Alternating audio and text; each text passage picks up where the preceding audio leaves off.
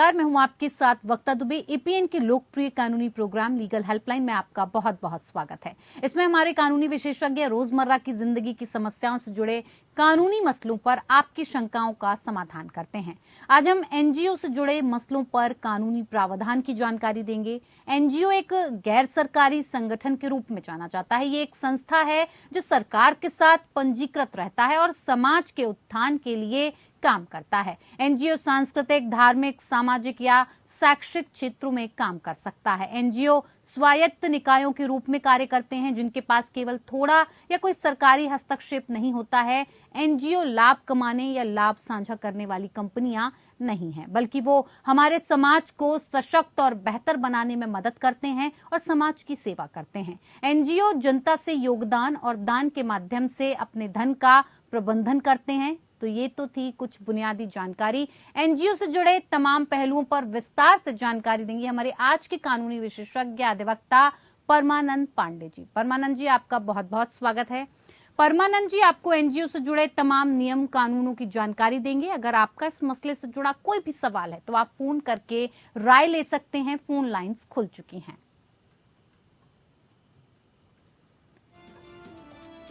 एक बार विषय की जानकारी आपको फिर से दे देते हैं। एनजीओ से जुड़ी कानूनी जानकारी के लिए आप हमारे कानूनी विशेषज्ञ के साथ जुड़कर राय मशवरा कर सकते हैं। उसके लिए टीवी स्क्रीन पर नंबर फ्लैश हो रहे हैं 01206127937937 61279338। इन नंबर्स पर कॉल करके आप कानूनी सहायता एनजीओ से जुड़ी कोई भी जानकारी आप चाहें तो ले सकते हैं।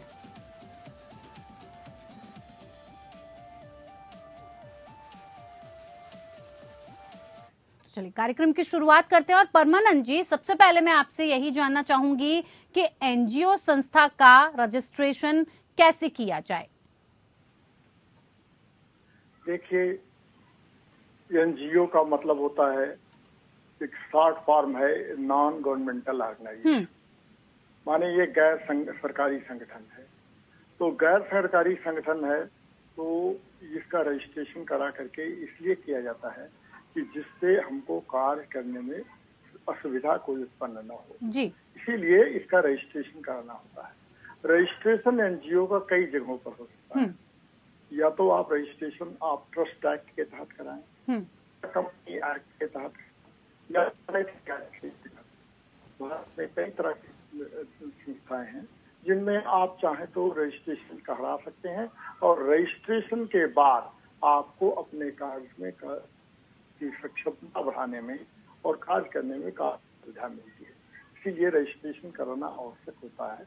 और नहीं रजिस्ट्रेशन अगर नहीं कराएंगे तो बहुत सारी असुविधाएं मिलती रहेंगी, बहुत सारे बीच में व्यवधान उत्पन्न होते रहेंगे। और उन व्यवधानों से अपने को मुक्त करने के लिए जरूरी है कि आप एनजीओ यानी गैर सरकारी संस्था जिसको कहते हैं, इसका आप रजिस्ट्रेशन करा लीजिए। और रजिस्ट्रेशन कराने के बाद जिस दिशा में आपको काम करना है उस दिशा में आप काम करते रहिए। परमानंद जी, किसी राज्य में कोई ट्रस्ट अधिनियम नहीं है तो उस राज्य में 1882 ट्रस्ट एक्ट लागू होता है। ऐसे में ट्रस्ट एक्ट के तहत रजिस्ट्रेशन कैसे किया जाए?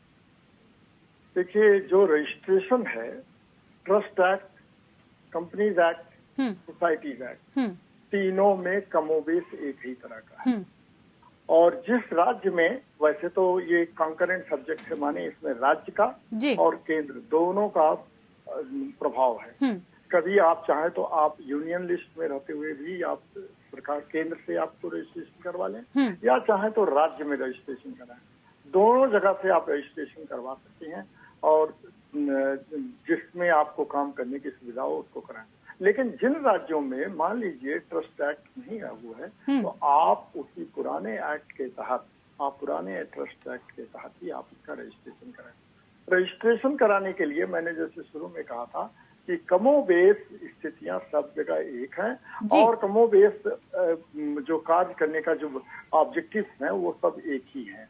बस केवल थोड़ा मोड़ा सा अंतर हो जाता है। कभी सोसाइटीज एक्ट में कुछ चीजें ले ली जाती हैं और कभी कंपनीज एक्ट में कुछ चीजें नहीं ली जाती हैं। कभी कंपनीज एक्ट में कुछ चीजों को रखा जाता है तो कभी ट्रस्ट एक्ट में उस चीज को नहीं रखा जाता है। बहुत संक्षिप्त अंतर है। और वो इसके विस्तार में जाने पर तो जब जरूरत पड़ेगी तो जरूरत जाएगा, जी। लेकिन नहीं तो स्थिति यह है कि तीनों में आपको कमोबेश एक ही चीज को पूरा करना पड़ता है, और जिस राज्य में ट्रस्ट एक्ट नहीं है उस राज्य में आप सेंट्रल ट्रस्ट एक्ट के तहत अपने को रजिस्ट्रेशन कर। जी परमानंद जी, शॉप्स एंड एस्टेब्लिशमेंट लाइसेंस कब एक एनजीओ को लेनी पड़ती है? देखिए, वैसे तो तमाम राज्यों में शॉप्स एंड एस्टेब्लिशमेंट एक्ट भी बन चुका है। एक शॉप्स एंड एस्टेब्लिशमेंट एक्ट बन चुका है, उसी के तहत आपको रजिस्ट्रेशन कराना पड़ता है। तो आप, लेकिन अगर मान लीजिए उसके तहत आपको रजिस्ट्रेशन नहीं हुआ है तो ट्रस्ट को तहत आप करा सकते हैं।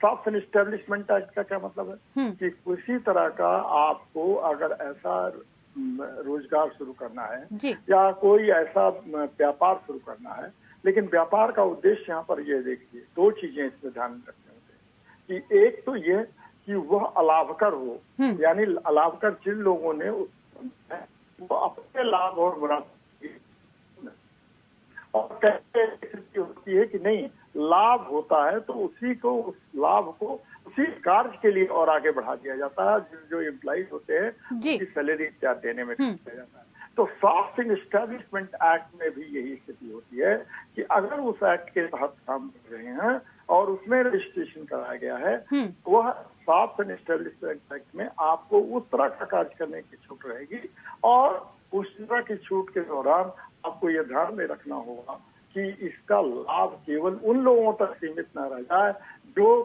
कि उन्होंने प्रमोटर हैं, जो सेटलर हैं, उन्हीं लोगों तक सीमित न रह जाए, बल्कि उन सारे लोगों तक इसको मिले जिनके लिए यह बनाया गया है। जी, फाइनेंशियल ऑडिटिंग और टैक्स एग्जम्पशन के बारे में भी आपसे जानना चाहेंगे।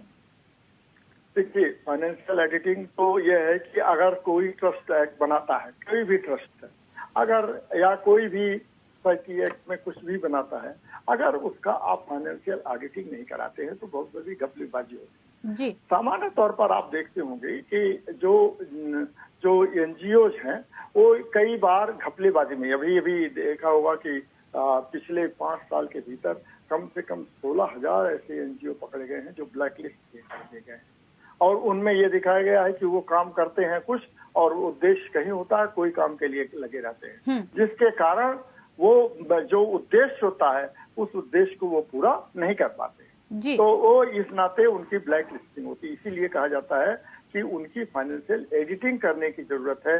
फाइनेंशियल एडिटिंग का आपको पूरी तरह से देना पड़ता है। अगर कहीं कोई उसमें घपलेबाजी होती है तो उसकी पूरी जानकारी सरकार के और रजिस्टरिंग बॉडी के साथ उसको दी जानी चाहिए, और वो रजिस्टरिंग बॉडी उसकी पूरी तरह से जांच परख करने के बाद वो उसकी सर्टिफिकेट देती है कि इनका कार्य ठीक है, संतोषजनक है या नहीं है। अगर संतोषजनक स्थिति नहीं है तो ऐसी फाइनेंशियल ऐसे ट्रस्ट को या ऐसे एनजीओ को वो ब्लैक लिस्ट कर देते हैं, और यहाँ तक कि कई बार ऐसी स्थिति आती है कि उनको रद्द ही कर दिया जाता है, उनका लाइसेंस, उनका रजिस्ट्रेशन ही रद्द कर दिया जाता है। परमानंद जी, एक एनजीओ को डिसॉल्व कब किया जाता है, इसकी प्रक्रिया क्या है? देखिए, एनजीओ को नॉर्मली क्या, एनजीओ एक बनाते हैं, और जब कई लोग मिलकर बनाते हैं तो इसका एक नियम कानून होता है। आप कब बनाते हैं, उसके लिए आप एम्स एंड ऑब्जेक्ट तय करते हैं कि क्या एम्स एंड ऑब्जेक्ट हमारे होंगे, कौन लोग उसमें शामिल होंगे, मेंबर्स होंगे, कौन से मेंबर होंगे, ये एम्स ऑब्जेक्ट में किस कार्य में इसको रखकर लगाया जाएगा कार्यों के लिए। लेकिन कई बार ऐसी स्थिति आ जाती है कि जो मुख्य व्यक्ति होता है एक आदमी, तो बाकी और लोग ढीले हो जाते हैं। तो ऐसी स्थिति आ जाती है कि वो इसको नहीं हो पा रहा है, तो ऐसी जिम्मेदारी से मुक्त किया जाए कि उसको डिसॉल्व कर दिया जाए। डिसॉल्व करने के पीछे जो कारण होते हैं, जो उनका उसमें आप कह सकते हैं कि जो तरीका होता है वो तरीका कमोबेश सब सोसाइटीज में भी होता है। जैसे कोई किसी ने एनजीओ बनाया है, किसी ने कोई ट्रस्ट बनाया है, जब देख रहे हैं कि उसमें काम नहीं हो पा रहा है तो उसके डिसॉल्व करने के तरीके पर आप एक एप्लीकेशन देते हैं, और एप्लीकेशन में देते हैं कि हम इसको रिजॉल्व करना चाहते हैं। जब आप देखेंगे कि उसी ट्रस्ट में एक जगह ये लिखा होता है, ये एम्स एंड ऑब्जेक्ट्स होते हैं कि हम इसको रिजॉल्व कर सकते हैं, इसको रिजॉल्व किया जा सकता है। उसमें ये भी लिखा होता है कि ये किसी के खिलाफ मुकदमा कर सकते हैं और इनके खिलाफ भी कोई व्यक्ति मुकदमा कर सकता है। ये उसके एम्स एंड ऑब्जेक्ट्स में कुछ कुछ घर्रे वाली चीजें होती है, जो घिसी पिटी चीज होती है, जिनको फैलीग्रामी बात कही जाती है, कि वो निश्चित तौर पर उसमें लिखे होते हैं और उनको लगा करके तब ये बताया जाता है कि कैसे केस। फिर जब आप ये देखते हैं कि ये रिजॉल्व किया जाता है, इसके पीछे कारण होता है कि हम इन उद्देश्यों को पूरा करने में असफल है और हमारे जो मेंबर लोग हैं वो इस चीज को भी आगे बढ़ करके आगे नहीं कर रहे हैं, तो निश्चित तौर पर इसको रिजॉल्व करने की अनुमति जो मिल जाती है रजिस्टरिंग बॉडी। अब रजिस्ट्रेशन आपने कहाँ से कराया है? कंपनीज एक्ट से कराया है, सोसाइटीज एक्ट से कराया है, या आपने ट्रस्ट एक्ट में कराया है। ये सारी चीजें आपको वही बॉडी आपको अनुमति दे देती है कि इसको आप रिजॉल्व कर सकते हैं, इसको आप भंग कर। परमानंद जी, एनजीओ को किन क्षेत्रों में काम करने पर प्रतिबंध है? देखिए, ये एक बहुत महत्वपूर्ण सवाल है कि एनजीओ, वैसे तो ये मान के चलते हैं कि एनजीओ चाहे तो जिसमें चाहे वो सूरज के नीचे जो भी चीज आती है सब ये काम करने के लिए नहीं। ये एक राज्य है, राज्य में 3 इकाइयां होती हैं, एक जुडिशरी होती है, एक एग्जीक्यूटिव होती है और एक पार्लियामेंट होती है। कोई एनजीओ अगर चाहता है तो जैसे हॉस्पिटल खोल सकता है, जैसे स्कूल खोल सकता है, ये भी तो राज्य का काम है कि हॉस्पिटल खोले और स्कूल खोले, लेकिन इन क्षेत्रों में काम करने का मौका एनजीओ को मिलता है। बावजूद इसके आप ध्यान दीजिए कि 3 चीजों को छोड़ करके न्यायपालिका वो नहीं चाहते हैं, कोई भी एनजीओ को ये अधिकार नहीं है कि वो न्याय का निस्तारण करे और वो किसी को बताए कि देखिए आप गलत हैं या सही हैं, और ये काम केवल कोर्ट का है। कोर्ट जो है राज्य का एक अंग है और उसमें उनको नहीं छूट। दूसरा काम एग्जीक्यूटिव एग्जीक्यूटिव के क्षेत्र में वो नहीं कर सकते हैं, और तीसरा काम कानून के क्षेत्र में किसी भी एनजीओ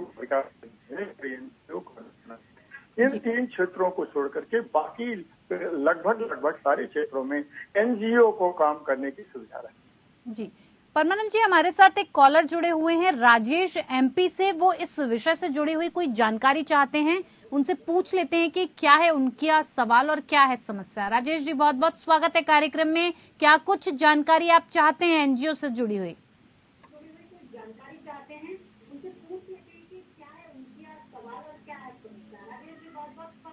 राजेश जी, आपको आवाज आ रही है? हाँ जी, आ रही है। जी बताइए, क्या समस्या है आपकी? मेरी जमीनों पे भ्रष्टाचार हो रहा है, भूमाफियाओं मेरी जमीनों पे कब्जा कर रहे हैं। जी पूरी आ रही। मेरी जमीनों पे गुंडे कब्जा कर रहे हैं। परमानंद जी, वो कह रहे हैं मेरी जमीनों पर गुंडे कब्जा कर रहे हैं, भूमाफियाओं ने कब्जा कर लिया है। देखिए राजेश जी, आपका सवाल जो हम लोगों का विषय है शायद उससे अलग है। जी बिल्कुल, क्योंकि मेरी समझ के अनुसार ये आपकी कानून व्यवस्था से जुड़ी हुई बात है। भूमि माफिया है, गुंडे मास है, राज्य का काम है, वो और आप सही जगह पर इस चीज को ले जाएं और पुलिस के पास इस चीज को पहुंचाएं कि देखिए हमारे पास ये कागजात हैं, हम इस जमीन के मालिक हैं और गुंडों और माफियाओं ने इसको कब्जा कर लिया है, तो वह आपको मुक्त देंगे। अगर मान लीजिए वहां से नहीं हो पाता तो आप न्यायालय में इस मसले को ले जाएं। न्यायालय में इस चीज के बाद नोटिस जाएगी और न्यायालय की नोटिस के बाद वो अपना जवाब देंगे, आप अपना जवाब देंगे, आप बात कहेंगे, वो बात कहेंगे और न्यायालय इस पर कोई फैसला देगा। लेकिन मेरी अपनी जानकारी के अनुसार ये किसी भी एनजीओ से संबंधित मामला नहीं कहा जा सकता कि वो जाए और फिर आपको भूमाफियाओं से मुक्त कराने छूट देगा। परमानंद जी, हाई इवैल्यूएशन कमीशन किन हालातों में रजिस्ट्रेशन एप्लीकेशन रद्द कर सकता है? देखिए, एनजीओ के रजिस्ट्रेशन को रद्द करने के पीछे अगर जब तक उसमें कोई अनियमितता नहीं आई, सारी अनियमितता नहीं दिखाई दी है जी, तब तक उसका रजिस्ट्रेशन रद्द नहीं है। लेकिन ऐसा लगता है कि जैसे उसके एम्स एंड ऑब्जेक्ट्स में कुछ बातें कही गई हैं और जिसके लिए उसको मिला है, बहुत लोग देते हैं ना, डोनेट करते हैं या सरकारी अनुदान मिलता है या आपको गारंटी देते हैं और इन सारी चीजों से आपको उसमें भारी अनियमितता दिखाई देती है। उन्हीं स्थितियों में उसको रजिस्ट्रेशन को रद्द किया जा सकता है। ये एकमात्र कारण है और कोई कारण नहीं है। जी।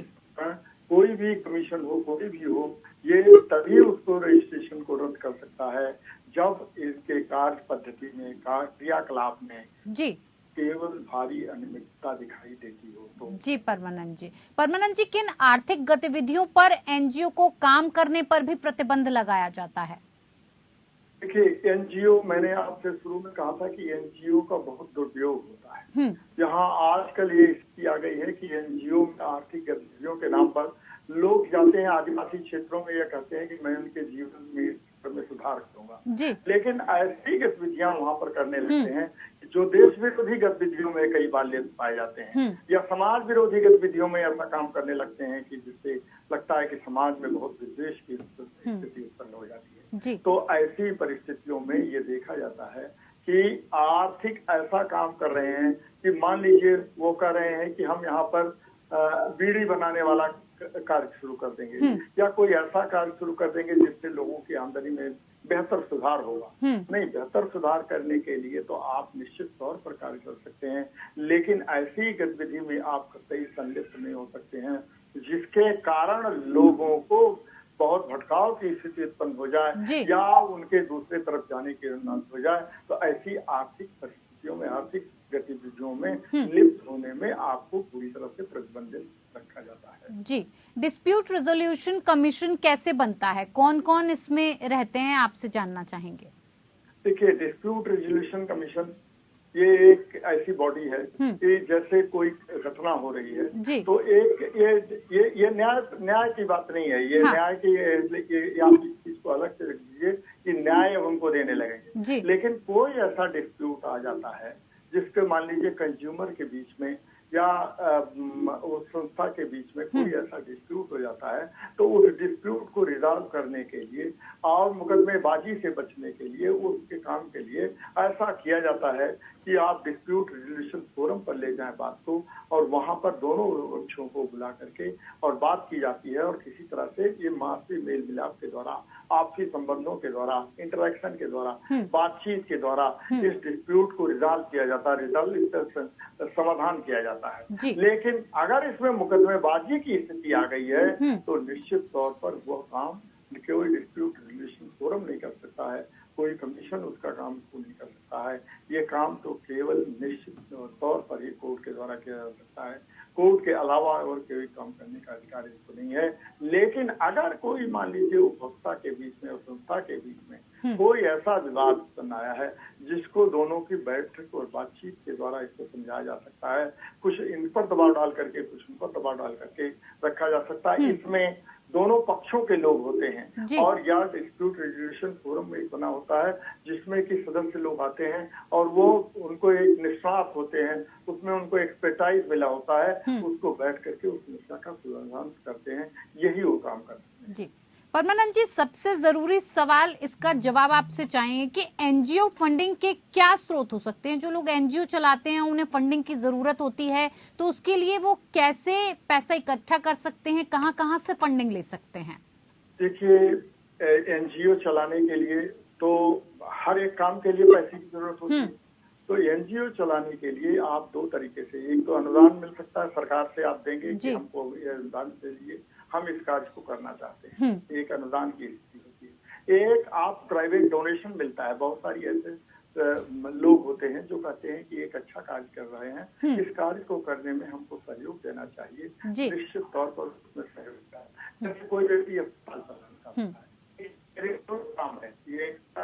देखिए, दो तरह के ट्रस्ट होते हैं, एक प्राइवेट, एक पब्लिक। पब्लिक ट्रस्ट में मान लीजिए कोई चैरिटेबल हॉस्पिटल खोलना चाहता है या कोई विद्यालय खोलना चाहता है, उस विद्यालय को खोलने में सरकार की तरफ से अनुदान तो मिलता ही है, एक फंडिंग हो गई, ये एक तरीका। और दूसरा यह है कि डोनर्स उसमें आ गए, डोनेट करने वाले लोग आए जो डोनेट करते हैं, और उसके आधार पर उस फंड का किया जा सकता है। जी। ये कार्य करने के लिए, आगे बढ़ाने के लिए, इसके लिए फंडिंग की जरूरत होती है और फंडिंग यही 2-3 तरीके से। एक तीसरा तरीका है जी। कि जो लोग मेंबर उसके बनते हैं, जो लोग मेंबर बनते हैं वो उसका चंदा देते हैं। वो एक निश्चित तौर पर कितने मेंबर होते हैं, कितने नहीं होते हैं, उन मेंबर से हमेशा एक चंदा लिया जाता जी। है और वो चंदा उस कम्युनिटी को आगे बढ़ाने के लिए उपयोग में लाया जाता है। जी। तो ये 3 स्रोत हैं। जी, परमानंद जी, आपने एनजीओ से जुड़ी तमाम जानकारी इतने अच्छे से हमारे दर्शकों को समझाई, उसके लिए आपका बहुत बहुत धन्यवाद। साथ ही हमारे साथ कार्यक्रम में जुड़ने के लिए भी आपका बहुत बहुत शुक्रिया। फिलहाल लीगल हेल्पलाइन में मेरे साथ इतना ही। मुझे दीजिए इजाजत। नमस्कार।